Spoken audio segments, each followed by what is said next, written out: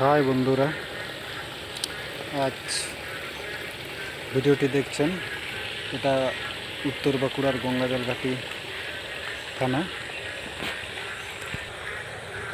আজ শ্রাবণ মাসের 10 তারিখ।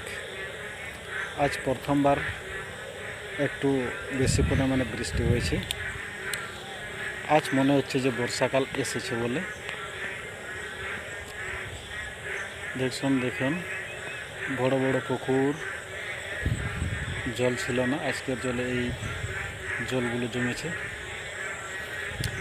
আজ মানুষজনের মনে হচ্ছে যেন বৃষ্টি বর্ষা এসেছে বলে।